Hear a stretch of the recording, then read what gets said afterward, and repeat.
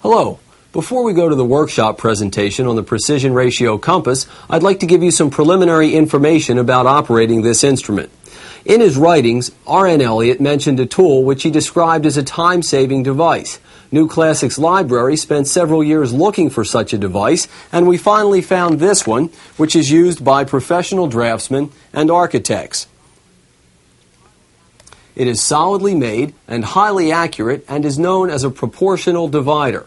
Dividing lengths is exactly what it does.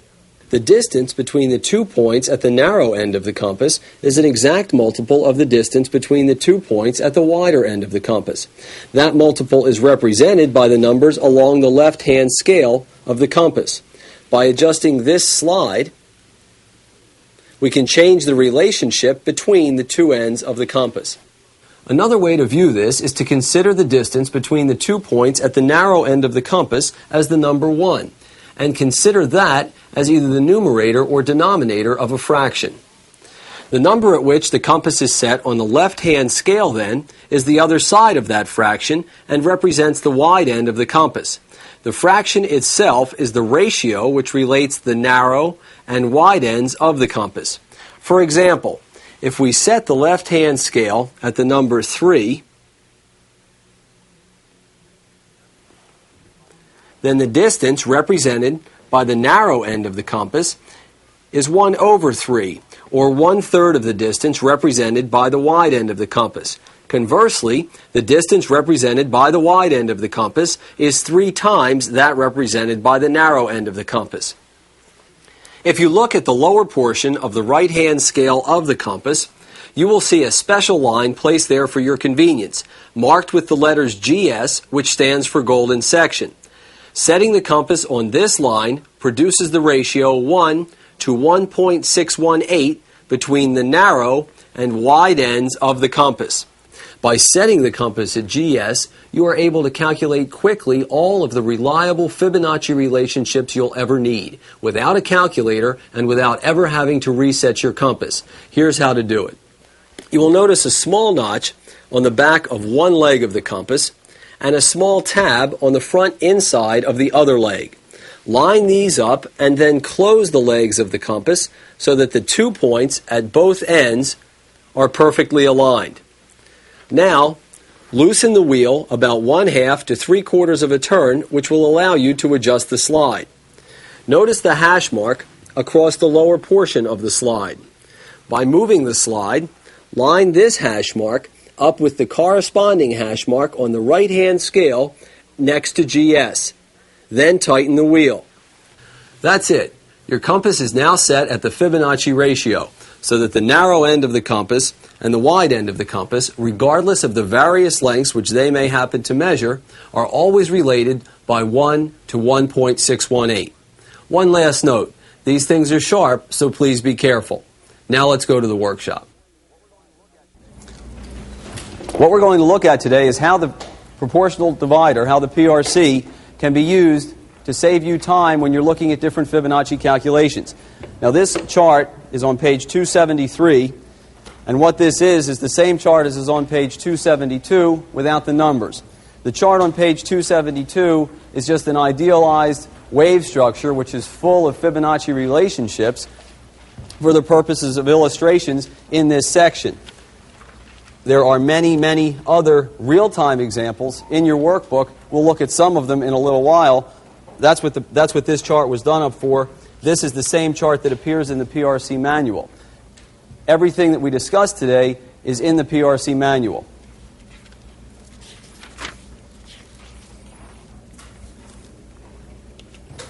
When you're using the precision ratio compass for measuring price objectives, what you want to measure is the length of this move. You do not measure this way, because if you measure across this axis, what you're measuring is price as well as time. You're incorporating both of them into what you're measuring. All you're interested in measuring in this case is the price action. So if you wanted to measure the length of this move from this point to this point, because you wanted to take Fibonacci relationships with regard to that, you would place the compass at the origin of the move, and you would place it at a vertical equivalent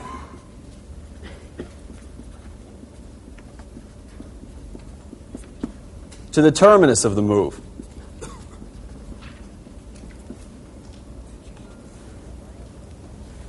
If I want to measure the length of this move, I place one point of the compass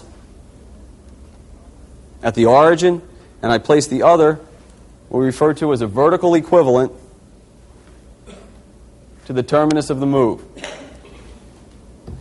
For those of you who are interested in looking at Fibonacci time relationships, you would use the compass in the same fashion, except you would measure along the horizontal axis. If I wanted to see, well, gee, is there any relationship between this piece of the chart and this piece of the chart, you would measure along here.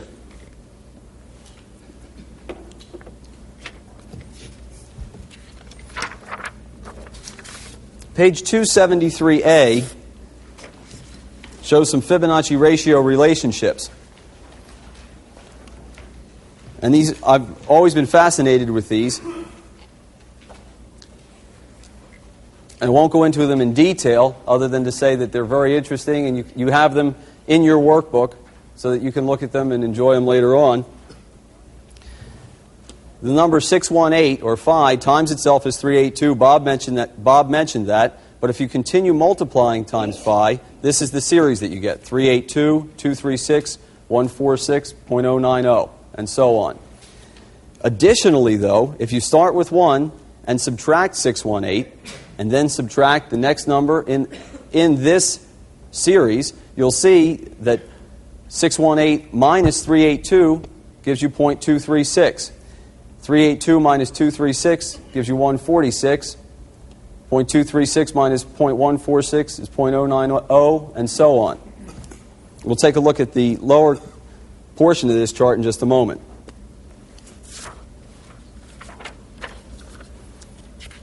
Well, that's all well and good, so what? All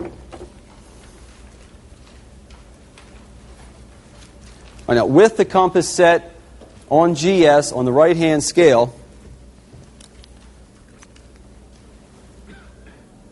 let me show you its value. I've got this 5-wave structure, and I'm interested in getting Fibonacci retracements of that because I want to see where a potentially corrective wave would end. So we set the old stopwatch. Whoop. I measure the move. Let's see, I won't talk my way through this time.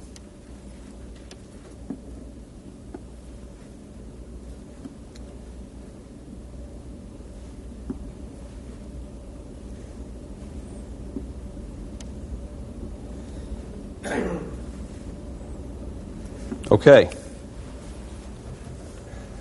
Oh, 26 seconds. Okay, that is a new world's record. It's official. It is official. I wanted to come in under 37, and that was good. What did I just do? Well, hopefully, what I've done now is measure every Fibonacci retracement that I would ever want to use relative to a 5-wave structure, or relative to pretty much any price pattern. 0.618, 0.382, 0.236, and 0.146 in under half a minute. Without a calculator, I have no idea what prices this move started at or where it ended. But what did I do? Let's take a look at it. You measure the length of the move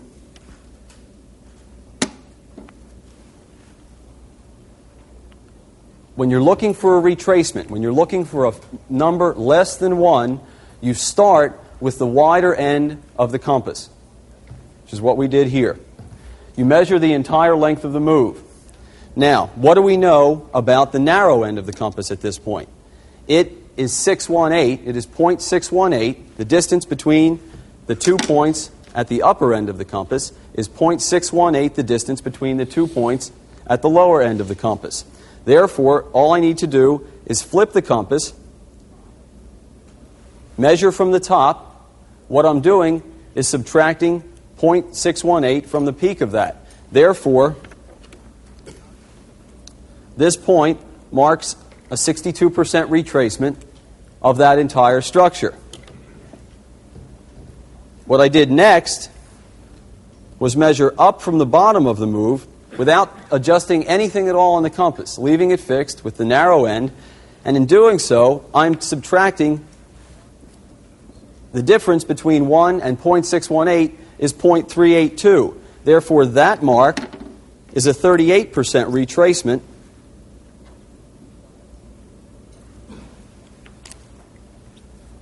of the entire move. 1, 2, 3, 4, 5. Now,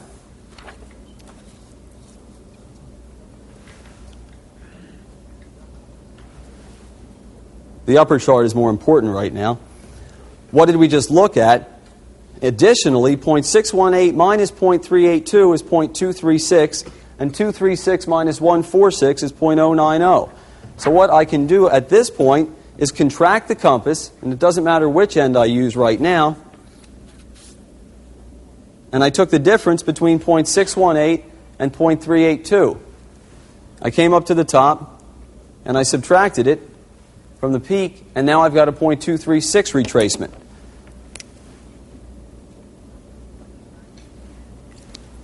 I contracted it again.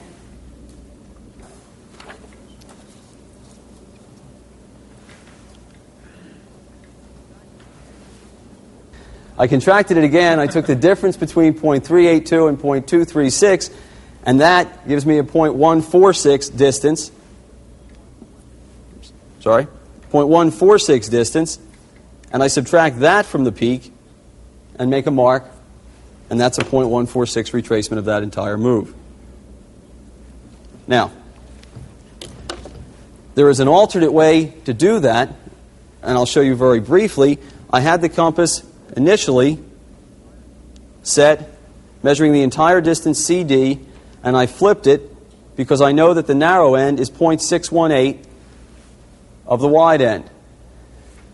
And I measured 618 and I measured 382. I could also have contracted the compass again because I know that 618, which is that length that I've just marked, times 618, which is now the distance between the two narrow points of the compass, gives me 0.382, as you can see in the chart at the top of page 2.73a.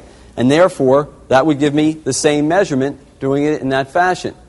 Additionally, since I know that 382 times 0.618, which is how I have my compass set, will give me 0.236. I can measure 382 with the wide end of the compass. 618 of 382 is 236 on the narrow end of the compass, and so on. I contract it one more time. With the wide end of the compass, I measure 0.236 times 0.618, subtracted from the peak, gives me 0.146. So whichever way you're more comfortable using the compass to make these measurements is fine. The way I did it first is the way I'm more comfortable. And I can promise you that if you use it for a day or two and you just measure a few charts, you'll be an expert with it. You may not know what to do with the numbers right away, but you'll be an expert at using the compass.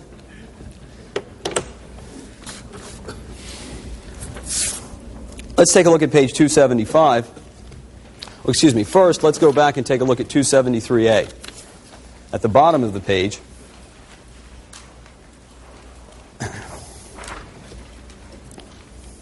remember, with the compass set at GS, the distance between the 2 points at the bottom is 1.618 between the distance between the 2 points at the top. These relationships that are shown on page 273a apply as far as 1.618 is concerned. And you see a similar relationship as what we saw with 0.618, in that the multiplicative relationships and the additive relationships yield the same numbers. And again, there is no other series of numbers with which this works. 1.618 squared is 2618.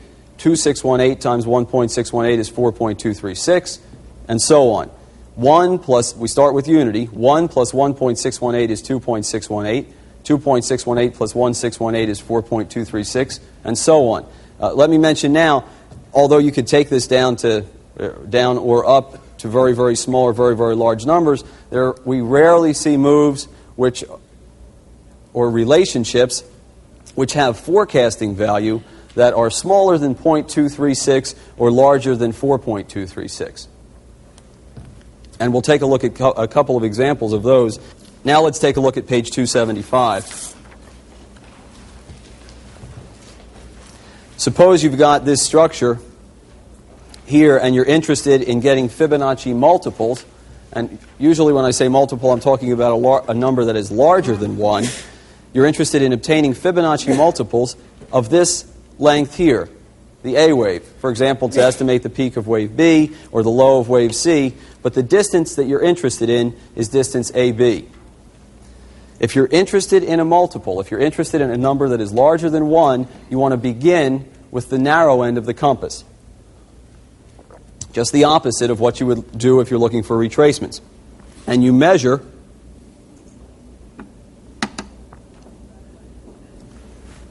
that length, AB. Then, flipping the compass, the length between the 2 points at the bottom of the compass is 1.618 times AB. So if I were to come down and just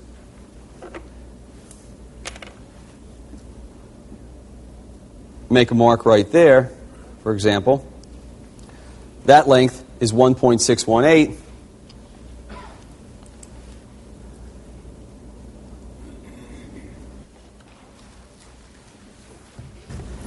This length is 1. I measured that, flip the compass. That length is now 1.618. This length is now 2.618. You can obtain it in that fashion. 1 plus 1.618 yields 2.618. Or I could just measure 1.618 with the narrow end of the compass, flip the compass again, and make a mark. And this length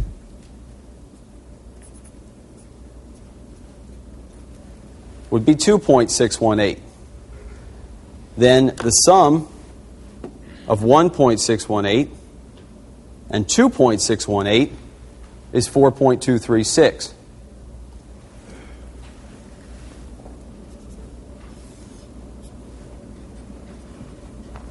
Because 2.618 times 1.618 is also 4.236, I can measure with the narrow end of the compass, 2.618, flip it, and the wider end would then also be equal to 4.236.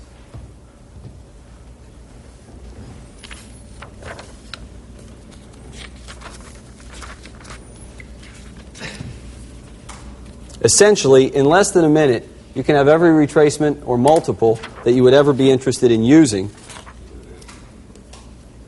when you're counting waves and looking for other estimates as far as the ends or as far as support or resistance areas are concerned. Let's take a look at page 276. Let's suppose you've counted 3 waves up. And you're expecting wave 4. If wave 4 were to fall to a 38% retracement of wave 3, where would it come?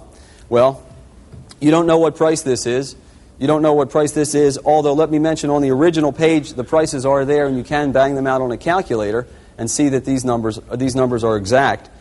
With the compass, however, I'm looking for a 38% retracement of wave 3.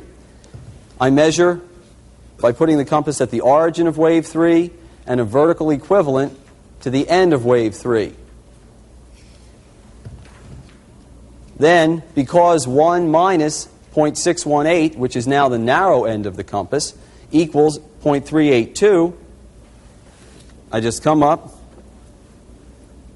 I make a mark right there. I think we'll see. You've got your retracement. You have no idea what price this is, what prices exist here. Let's take a look at page 277. Wave 2s are always difficult to forecast. Let's suppose you were looking at what would be a 62% retracement of wave 1. in this structure. You're looking for a retracement, so you begin with the wide end of the compass. You measure the length of your move, flip the compass, which now equals 62% of that length, subtract it from the peak of wave 1. Make a little mark, and you've got your measurement. I guess I should mention, I think all of us around the office would use the compass to quickly see if there are any targets which would cluster, fall into the same area, and then you can go to your calculator if you want to bang out exact numbers because you're putting in an order and you don't want to be off by 10 ticks, or for example, as far as an estimate is concerned. But these are, the precision ratio compass will give you an exact mark on the chart. If you can read the level on the chart, then there would be no reason for you to have to use a calculator to double check that. Let's take a look at page 278.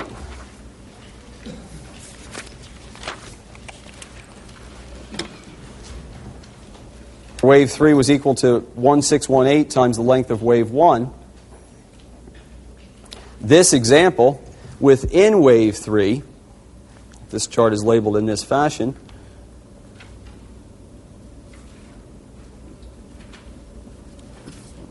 do that for the sake of reference. Let's suppose you think you're getting an extended wave here within this third wave for various other technical reasons. Well, what if within intermediate wave 3, minor wave 3 is going to be 1618 times the length of wave 1?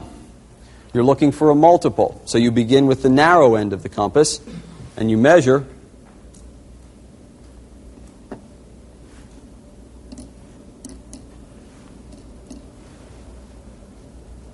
wave 1 of 3.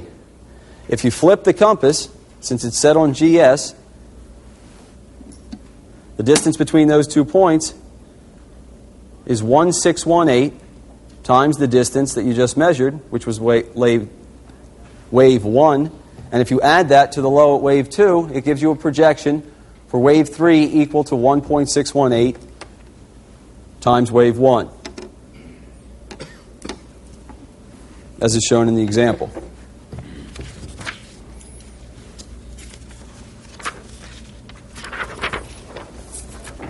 Page 279.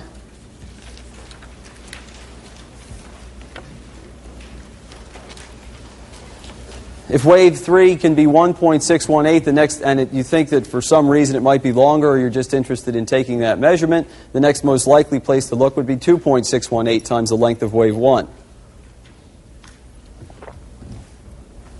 So here's the structure that you've got. And let's say you're thinking that you might be getting some type of an extension here. Since you're looking for a multiple, you begin with the narrow end of the compass.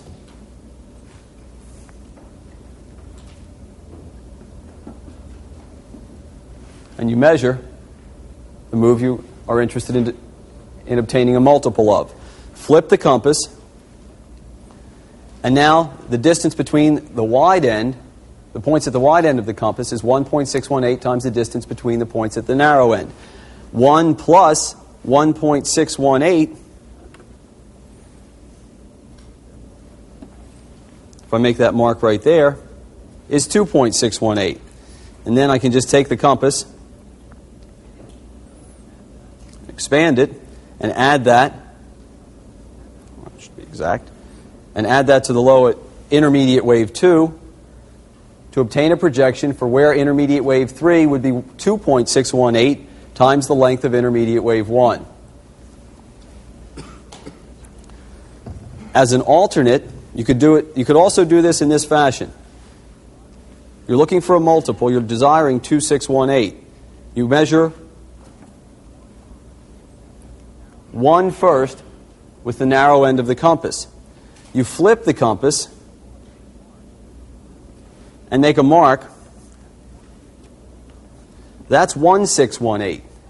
Now, since 1618 times itself also equals 2.618, you can flip the compass again using the narrow end, measure 1.618,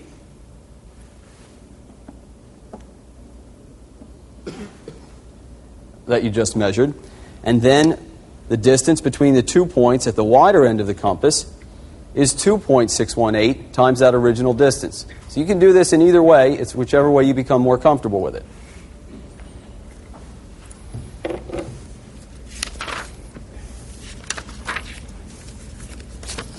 Let's take a look at page 280. These are some real-time examples.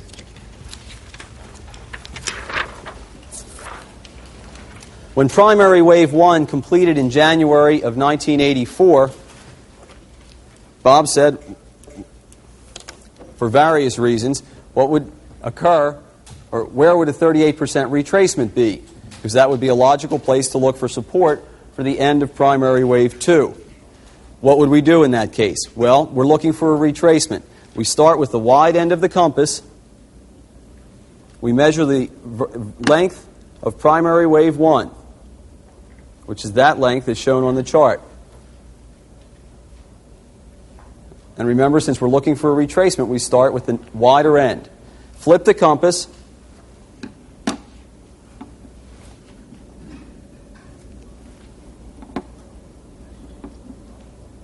And measuring up from the low, in this case, if you make a mark, you've just separated that line into the Fibonacci ratio, 618,382. And that point, the hash mark, shows a 38% retracement of primary wave 1 as an estimate for wave 2. Here's what took place. This is page 281.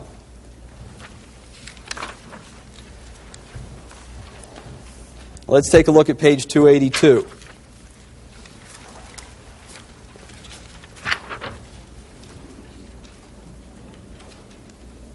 We talked about wave 3's equaling 1.618 times the length of wave 1. Here's that same example. Primary wave 1 and 2 have been completed. If I'm looking for wave 3, primary wave 3 to equal 1.618 times wave 1, what would I do? I'm looking for a multiple. So first, I start with the narrow end of the compass and measure the length of primary wave 1.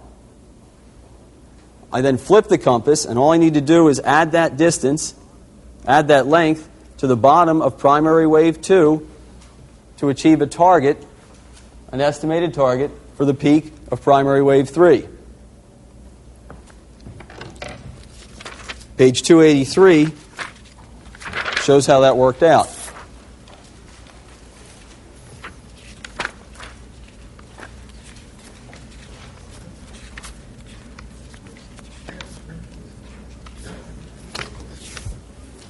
Now, we've heard that there are certain relationships that apply in 5-wave structures. And one of the relationships is in regard to extensions. When wave 1 is extended, a good place to look for the end of wave 5 is that point where the net travel of waves 3 through 5 is related by 618 to the length of wave 1. Well, let's see what took place here. First of all, we're looking for a retracement, in the sense we're looking for a number smaller than 1. So we start with the wide end of the compass, and we measure the length of the move, which we've labeled here on the chart as an extended wave 1. Flip the compass, subtract that distance from the peak at wave 2 to obtain a target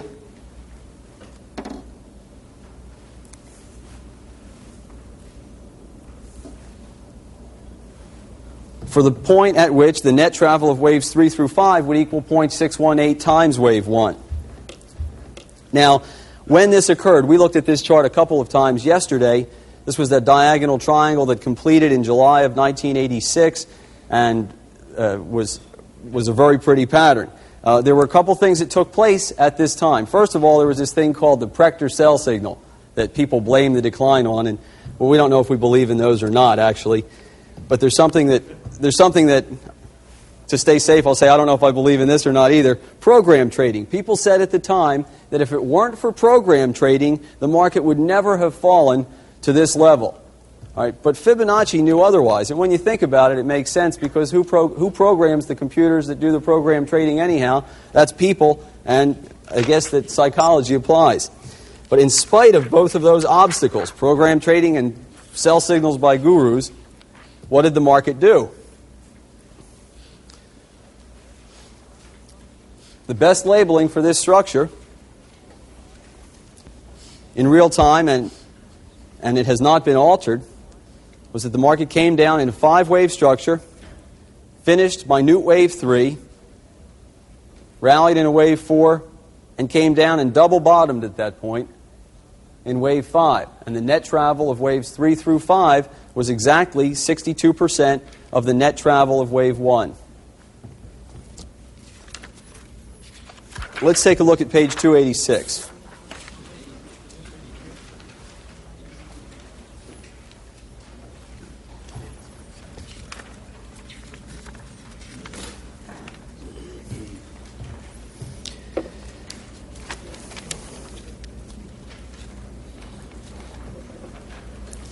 In corrective patterns,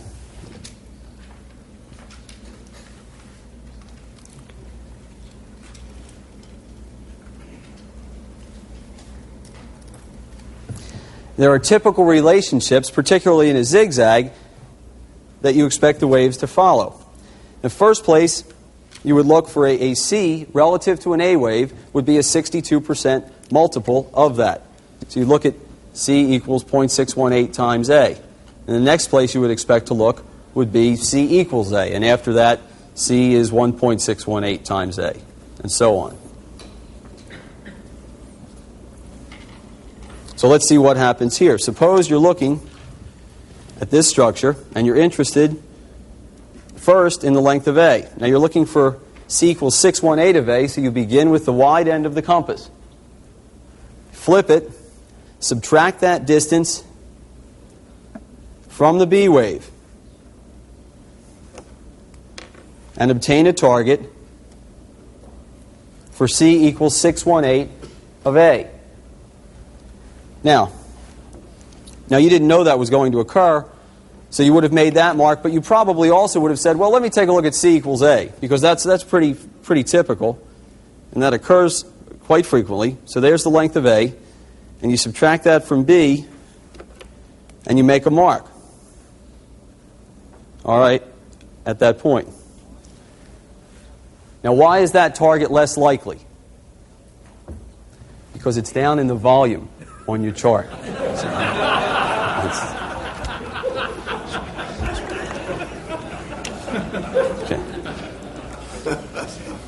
So in this case, let me just say, in this case, C equals 618 times A was correct. Although, in practical purposes, you would look at both. Let's take a look at wave 1.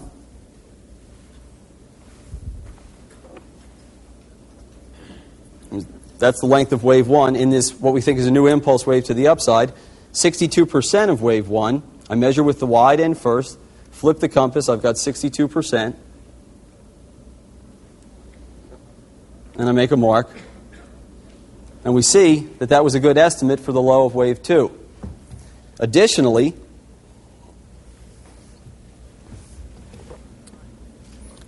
if you've got internal calculations within wave 2, in other words, the first place we would look is, okay, let's see wave 2 equals 62% of wave 1 as a target. But within wave 2, we can also look at relationships between waves A and C to see if we get a confirming target, if we get a cluster of Fibonacci calculations. So in this case, let's take a look at the relationship that works, because you'd plot all of them. You plot C equals 618 of A, which probably doesn't even get you to a new low, so you'd throw that out. You plot C equals A, which is somewhere up here, probably in the previous fourth wave, so you'd pay attention to that one. But then you plot C is 1.618 times A, times the length of the A wave, and in order to do that, you measure with the narrow end of the compass first. You flip the compass, subtract that distance from the peak at the B wave, and you make your mark. And I think those lines are actually a little bit closer than I've got them drawn, but what you see is that at the same point at which wave 2 retraces 62% of wave 1, Within wave 2, wave C is 1.618 times A. You've got a cluster. That's the point at which you want to pay more attention to the action if prices get down there. Now, we also discussed yesterday, and this is a very good example, the idea of counting failures. Now, take a look at this relationship, at this pattern right here. You've got an A wave down. You've got an ABC up for B. If you count down as follows, you can go 1, 2, 3, 4, 5 to this point and count that as a C wave, potentially. But is that the right thing to do? And the answer is no, because it's a failure. And remember, we said that failures in corrections were very rare, and it's a low probability outcome, and you shouldn't do it. And what you should bet on instead was that 5-wave structure would subdivide into a 9-wave structure, ultimately, and that was a higher probability outcome. That's exactly what took place in this pattern. All weekend long, we've talked about how Elliott has a fixed set of rules. There is a very important set of rules that go along with the precision ratio compass, and there are 2 of them. The very first rule is that the precision ratio compass can only be used on arithmetic scale paper, and the reason for that is that it measures lengths. It does not measure the proportions between percentages, so you cannot use it on semi-logarithmic paper. Now, fortunately, most of the charts that are available are on arithmetic paper, so that does not pose a problem. The second rule with the compass is that you should never, ever drop the precision ratio compass in your lap.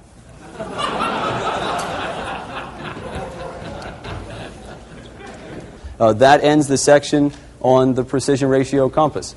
Thank you very much. We're going to take a break of, I would guess, about 10 minutes. 10 minutes? Okay. Thank you. And Bob will be up to do his option section next, and that's one that you don't want to miss.